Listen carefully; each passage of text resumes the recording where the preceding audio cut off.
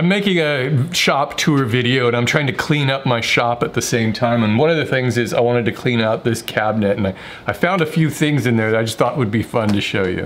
You know what this is? This is a sign that Wyatt made back in about 2009, and I went to this woodworking show. It was called The Woodworking Show. I think it was out in Sacramento. And that was like when Facebook was still a thing. And Wyatt said, you know, you should put your logo on the front of your car. And so I put this up in the dashboard. I don't know if it ever brought in any business or not, but you know, I've kept the little advertising sign. Yeah, here's another sign Wyatt made from probably about the same time, probably about 2009 or so. This was for a beer fridge. Those of you who've been watching my channel for 15 years know that I used to have a fridge here that just had beer in it. And I don't know why he made this sign on there. It was kind of funny, but I don't drink beer anymore, but I kept the sign. This was a note that I got back from the Center for Wood Anatomy Research. So this is a place up in Wisconsin. I assume it's still a service, but anyways, you can send them. At the time, you had to send them a physical letter. There was no emailing involved. And this would have been probably around 2005, maybe 2004. So I was restoring this old dresser that's been in my family since. There was some writing on the back of the dresser. It said it was made by Sarah Ramsey Trotter's family back in 1789. And so as I was restoring this thing, I was taking it all apart, and the top of it is enormous. It's huge, one big piece of wood. And it's different from the rest of the chest, which is, I always assumed it was cherry. It looked like cherry, but I wasn't sure what the top was. So anyways, you can send them little pieces of wood and they'll identify the exact species for you. And that's what they did here. They said, they confirmed that the body of the chest was cherry, prunus, I guess is the Latin term or something. And then the top is tulip/poplar.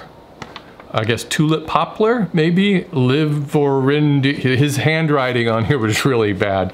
But somehow they tested it and I discovered that the top was poplar, which was kind of interesting that they would build this chest of drawers out of a nice hardwood like cherry and then add a really inexpensive top on it. But I don't think in 1789 that would have made much difference. This was a Quaker style. They were just kind of like banging these things together, and they would use whatever was on hand. And I'm sure at the time in Virginia, there was probably cherry and poplar were both readily available, so it didn't really make much difference to them. But anyways, I still have that chest of drawers. I'd really like to get it out of the house because it's just too big and bulky. I'd like to put it in storage, but that's a conversation with management.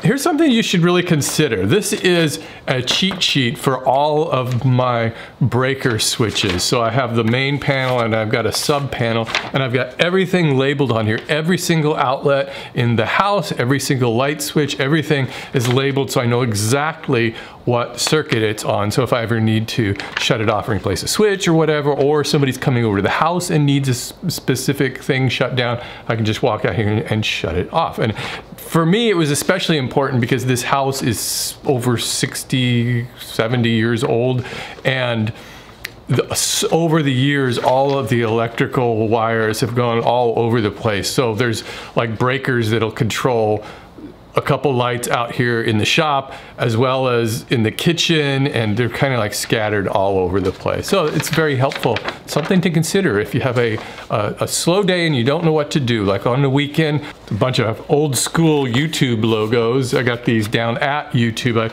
was invited down there a few times back in the day for various reasons, and it was always kind of fun to see the YouTube headquarters down there in San Bruno, and so they gave me these stickers. Who remembers Princess Meow Meow? This is a sticker somebody made for me. He made a few of these, and I put them in various places around the shop. I still have this one left. I'll have to find a place for it. Oh, here's a refrigerator magnet. This goes back, way back to early internet. This would have been in about 1996, 95. I had it was really my very first website was the Hog Wild Internet Tent. So I had a Laurel and Hardy fan site, and all of the various chapters around the world are divided up into, they call them tents, the various chapters. And there was one in San Francisco, and we wanted to establish the very first, we called it a cyber tent at the time, the online chapter. And so we had to go through like the authorities to get this thing approved. And eventually they did, even though they didn't have a clue what it was. But I actually had the website there, which was Sirius.com, and then you would do /tilde and then your name on there. And Sirius.com was a local internet service provider that today is SiriusXM satellite radio, but I think they were located up here in the North Bay. And then we also had the Usenet group. It was alt.comedy.laurel-hardy. I don't know if, can you still do Usenet? Is that still around? I don't know. But anyways, those were just refrigerator magnets we would give out to people. Here's a postcard somebody sent me. You could probably write the caption for anywhere, but it's like these people looking at these UFOs, and the caption is, "More Californians, no doubt." So I like to keep things that have to do with people's conception of what California is, or actually their misconceptions, and how like all the people are the same and everybody's crazy and all this sort of thing, which of course it's not true, but I like to keep those kind of things. I think you could make that caption, you could just drop in any state you want and then sell these at the roadside stand.